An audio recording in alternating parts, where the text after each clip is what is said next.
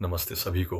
तो उस रात मुझे एक और सपना आया और मैंने सोचा कि मैं इसे साझा करूं। इस सपने के बारे में मुझे काफ़ी रिसर्च करनी पड़ी क्योंकि मुझे ठीक से समझ नहीं आ रहा था कि प्रभु इस सपने के ज़रिए मुझे क्या बताना चाह रहे हैं। लेकिन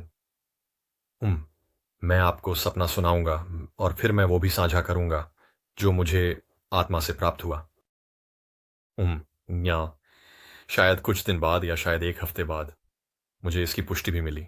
तो मुझे सच में लगता है कि यह एक रैप्चर, उठा लिए जाने का सपना है।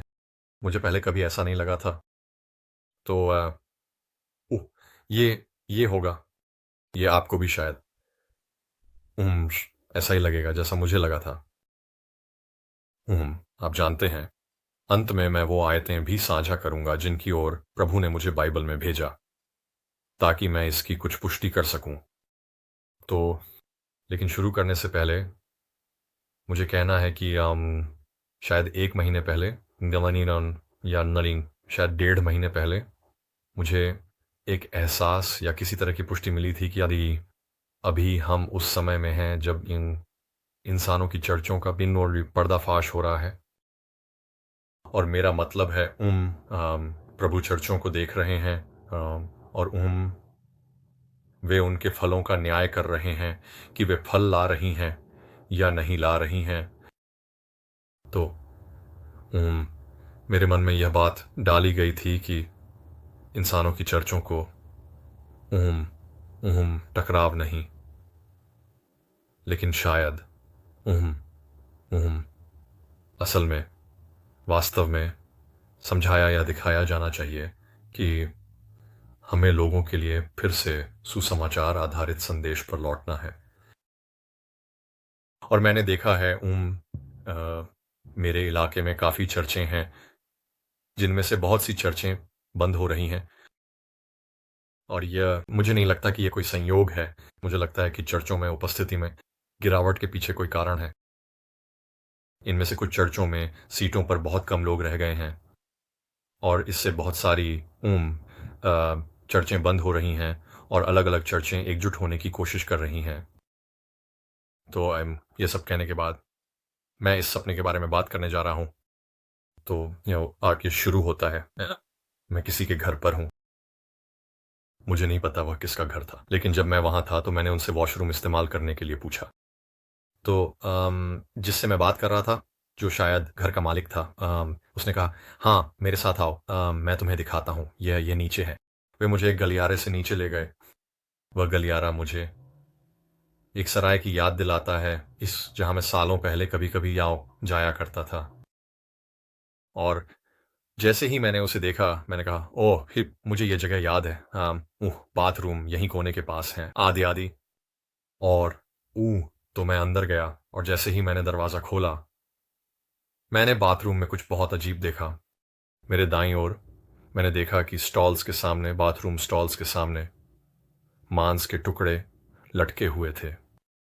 और ये कुछ ऐसा था जैसे यस्सा से या ऐसा था, ये जैसे गाय के शव जिन्हें काटा जा चुका हो और अब वे मांस के हुक्स पर कोल्ड स्टोरेज या मीट लॉकर में लटके हुए हों। बिल्कुल वैसा ही लग रहा था। और वहाँ कुछ टुकड़े लटके हुए थे और मैंने सोचा, ये वाकई ये वाकई अजीब जगह है अपने मांस को रखने के लिए।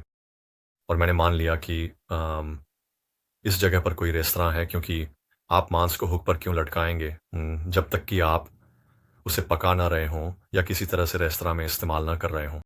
लेकिन बाथरूम में मांस लटकाना मुझे पूरी तरह से घिनौना लगा। और वहाँ हर जगह मक्खियाँ थीं और यह वाकई बहुत ही गंदा था। खैर, मुझे बाथरूम जाना बहुत ज़रूरी था। मैंने सोचा मैं बस जल्दी से जाऊँगा और निकल जाऊँगा। तो जैसे ही मैं यूरिनल की तरफ गया और उसका इस्तेमाल करने लगा और पेशाब करने लगा, मुझे एहसास हुआ कि मैं असल में यूरिनल में पेशाब नहीं कर रहा हूँ। मैं एक ठेले व्हील बैरोज में पेशाब कर रहा हूँ और वह पूरी तरह से पेशाब से भरा हुआ है। और मैं सोच रहा हूँ, यह कितना अजीब है कि पता नहीं, शायद यहाँ की प्लम्बिंग काम नहीं कर रही है और वे यूरिनल की जगह एक ठेला इस्तेमाल कर रहे हैं। लेकिन जैसे ही मैं उस ठेले की तरफ नीचे देख रहा हूँ, मुझे एहसास हो रहा है कि उस पानी या पेशाब में एक मछली है और मैं उस मछली पर ध्यान केंद्रित कर रहा हूँ, सच में उस पर पूरा ध्यान लगा रहा हूँ, और मैं देख सकता हूँ कि वह मछली मुश्किल से ज़िंदा है, वह अभी भी हिल रही है, वह अभी भी अपना मुँह हिला रही है, जैसे कि वह उसमें से किसी तरह ऑक्सीजन लेने की कोशिश कर रही हो। लेकिन वह मुझे ये पता चल गया था कि वह मछली बहुत अच्छी हालत में नहीं है। वह वह वह ज़िंदा रहने के लिए संघर्ष कर रही है। और तुरंत ही मैं सोचने लगा, हे भगवान! जैसे क्यों? कौन मछली को पेशाब से भरी बाल्टी में डालेगा? ये तो घिनौना है, ऐसा कौन करता है? और उफ़! मैं आप जानते हैं, मैंने बस इसे नज़रअंदाज कर दिया और मुड़कर जाने लगा। तभी मुझे एहसास हुआ कि मैं पानी में खड़ा हूँ, और मुझे एहसास हुआ, या मैंने अपने आप से सोचा, ओह! शायद कहीं से पानी रिस रहा है, और फर्श पर हर जगह पानी फैला हुआ था। लेकिन जब मैं जाने के लिए मुड़ा, तो मैंने देखा कि बाथरूम के दरवाजे के नीचे से पानी अंदर आ रहा है। तो मुझे समझ में आया कि कहीं बहुत बड़ी लीकेज है। मैंने दरवाज़ा खोला, हूँ, बाहर निकलने के लिए, और जब मैं बाईं ओर मुड़ा तो मुझे एहसास हुआ कि मैं अब इस जगह के बेसमेंट में हूँ, जहाँ भी मैं हूँ। ऊह! और ऊपर जाने के लिए सीढ़ियाँ हैं, और मैंने देखा कि सीढ़ियों से पानी बहकर नीचे आ रहा है। तो मेरी पहली प्रतिक्रिया थी, मुझे यहाँ से निकलना होगा, ये जगह डूब रही है। तो मैं सीढ़ियाँ चढ़कर ऊपर भागता हूँ, और जैसे ही मैं सीढ़ियों के ऊपर पहुँचता हूँ, मैं एक खिड़की की तरह दरवाजे को देखता हूँ, और देखता हूँ कि दरवाजे के नीचे से पानी अंदर आ रहा है, और ऐसा लग रहा है जैसे अब इस घर के चारों ओर पानी ही पानी है। तो मैं पीछे की ओर भागता हूँ, और किसी तरह समझ जाता हूँ कि पीछे के दरवाजे से पानी अंदर नहीं आ रहा था। तो मैं पीछे का दरवाज़ा खोलता हूँ, बाहर निकलता हूँ, और मैं किसी तरह के समुद्र तट पर हूँ। हर जगह रेत है, लेकिन दूर कहीं मैं पानी देख सकता हूँ, और वह आ रहा है। वो मेरे पास नहीं आ रहा है, लेकिन वह मुझसे लगभग 10 या 20 फीट की दूरी पर है। और जैसे ही मैं घर के चारों ओर चलना शुरू करता हूँ, ताकि यह देख सकूं कि ज़मीन के साथ क्या हो रहा है, क्योंकि जब मैं पहली बार वहाँ पहुँचा था, तो कहीं भी पानी नहीं था। वहाँ कोई पानी नहीं था। मैं एक सामान्य मोहल्ले में था, जहाँ हर जगह तरह-तरह के घर थे, और मैंने बस इस व्यक्ति से पूछा था कि क्या मैं उनका बाथरूम इस्तेमाल कर सकता हूँ। खैर, अब घर के सामने हर तरफ पानी है, और मैं देख सकता हूँ कि यह सिर्फ पानी नहीं है, बल्कि यह समुद्र है। और किसी तरह, मैं किसी तरह, जैसे इस घर और इसकी संपत्ति का एक हिस्सा किसी तरह से सुरक्षित है। पानी अंदर नहीं आ रहा है, लेकिन इस घर का बेसमेंट या शायद पानी से भर रहा है, क्योंकि इतना पानी आ रहा है कि वह बेसमेंट में चला जाता है और उसे डुबो देता है। लेकिन मेरी भावना यही थी कि बस इतना ही होने वाला है। लेकिन जब मैं यहाँ क्या हो रहा है, इसका अंदाज़ा लगाने की कोशिश कर रहा हूँ, तो मैं बहुत दूर किसी और ज़मीन के टुकड़े पर, शायद 4 या 5 किलोमीटर या मील दूर, एक शहर देखता हूँ, और वह शहर पूरी तरह से ढह रहा है। मेरा मतलब है, ऊँची-ऊँची गगनचुंबी इमारतें पूरी तरह से गिर रही हैं, और मुझे अपने अंदर तुरंत ही पता चल जाता है कि यह भूकंप है, और यह बहुत बड़ा एक विशाल भूकंप है। और शायद यही वजह है कि जहाँ हम हैं, वहाँ इतना सारा पानी है, क्योंकि भूकंप शायद समुद्र में कहीं हुआ था, और वहाँ से कोई सुनामी या कुछ ऐसा आया है। खैर, मेरा दिमाग मुझे बता रहा था कि भूकंप इस शहर का इतना बड़ा विनाश कर रहा है, और सब कुछ अंदर की ओर धंस रहा है, और मैं चारों ओर देख रहा हूँ, और सब कुछ पूरी तरह से बर्बाद हो रहा है। लोग चिल्ला रहे हैं। मैंने अपने आस-पास किसी को नहीं देखा, लेकिन मैं चीख-पुकार और बहुत सारी अफ़रा-तफ़री सुन सकता था। और मैं आसमान की ओर देखता हूँ और कहता हूँ, प्रभु, कृपया मेरी रक्षा करें। और जैसे ही मैंने यह कहा, आसमान वह खुला तो नहीं, लेकिन वहाँ एक बहुत बड़ी तेज़ चमकदार रोशनी थी। उसमें गुलाबी, बैंगनी और नीले रंग जैसे रंग थे। मेरा मतलब है, वह इतनी सफ़ेद थी कि उसमें रंग भी नज़र आ रहे थे, जो शायद ज़्यादा समझ में नहीं आता, लेकिन और जैसे ही मैंने यह देखा, मुझे पूरी तरह से शांति महसूस हुई, और मुझे अब डर नहीं लग रहा था। ऐसा नहीं था कि मुझे शुरू से ही डर लग रहा था। मुझे यह एहसास था कि मेरे साथ कुछ भी बुरा नहीं होने वाला है। लेकिन मैं बस इस बात से डर रहा था कि मेरे चारों ओर जो कुछ भी हो रहा है, मैं बस यह आश्वासन चाहता था कि इससे मुझे कोई नुकसान नहीं होगा। और इसने मुझे वही आश्वासन दिया। जैसे ही मैंने यह देखा, मुझे लगा, ओह! यही मेरा आश्वासन है कि कुछ भी बुरा नहीं होगा, और फिर सपना खत्म हो गया। उसके बाद और कुछ नहीं था। तो मैं थोड़ा निराश था, क्योंकि मुझे उम्मीद थी कि मैं ऊपर जाऊँगा। बस इतना ही था।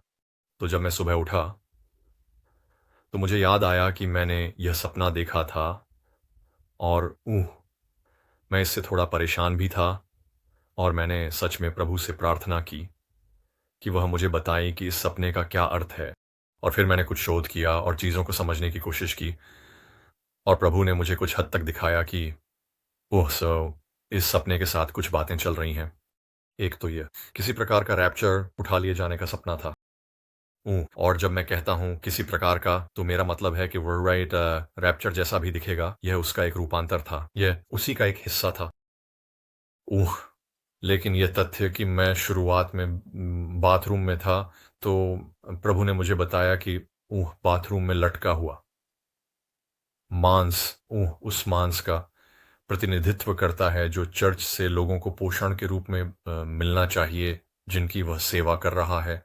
वह दूषित हो गया है और अब हमारे आत्मा हमारे लिए मसीह की देह के लिए पर्याप्त पोषण नहीं दे रहा है। उन्होंने मुझे यह कुछ जगहों पर दिखाया और मैं नीचे विवरण में बाइबल की उन विभिन्न आयतों के लिंक जोड़ूंगा जिनकी ओर उन्होंने मुझे भेजा था, ताकि मैं इसके बारे में बात कर सकूं। और तो वह मांस गंदा और दूषित था और अब खाने के लायक नहीं रहा। पेशाब में जो मछली थी, मुझे यह ध्यान दिलाया गया या ये बात मेरे मन में डाली गई कि मछली ईसाइयों का प्रतिनिधित्व करती है। वे लोग जो खुद को ईसाई कहते हैं, लेकिन वे या तो गलत संदेश या फिर चर्च के बारे में अपनी ही व्याख्या के कारण दूषित हो रहे हैं।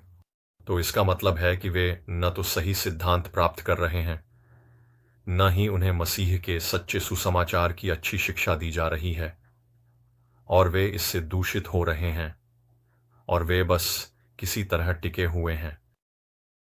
और मुझे लगता है कि यह अंत समय की उन भविष्यवाणियों का हिस्सा है जो पूरी बाइबल में है, जो चर्च के बारे में है।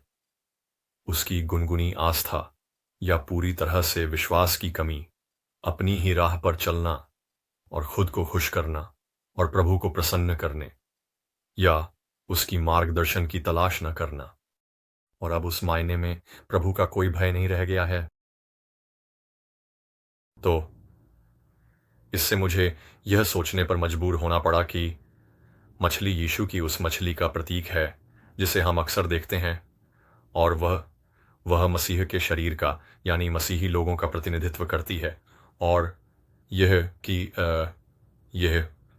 यह बहुत अच्छी स्थिति में नहीं है। तो और निश्चित रूप से फर्श पर पानी का मतलब था कि समय खत्म हो रहा था और मुझे वहां से निकलना था और मुझे वहां पहुंचना था जहां मुझे होना चाहिए था। यह मेरे प्रभु के साथ मेरी भूमिका का हिस्सा था, या अंत में मेरी भूमिका का हिस्सा था, या फिर किसी और मायने में जो प्रभु ने मेरे लिए तय किया है। तो फिर से जब यह सब हो रहा था, मैं पूरी तरह से शांत था। मुझे डर नहीं था कि मेरे साथ कुछ होने वाला है। असल में जाहिर है मेरे साथ कुछ भी नहीं हो रहा था, क्योंकि मैं मूल रूप से एक द्वीप पर अकेला था और मैं पूरी तरह से सुरक्षित था। मेरे चारों ओर का पानी बहुत शांत था, भले ही वहां कोई बहुत बड़ी आपदा आई हो। और हाँ, दूर कहीं मैं चीजें होते हुए देख सकता था और वे वास्तव में उस जगह को प्रभावित नहीं कर रही थीं जहां मैं था। लेकिन लेकिन तो मुझे लगता है कि इस बारे में प्रभु जो संदेश मुझे देने के लिए कह रहे हैं उसका एक हिस्सा यह है, लें अपने भीतर गहराई से झांकें, अपने आप से पूछें कि आप मसीह की देह में क्या कर रहे हैं।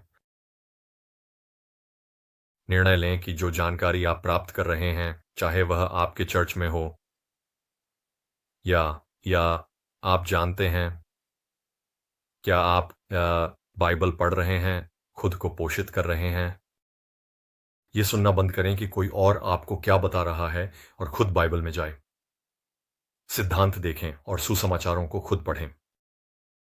पवित्र आत्मा को स्वयं आपको सिखाने दें।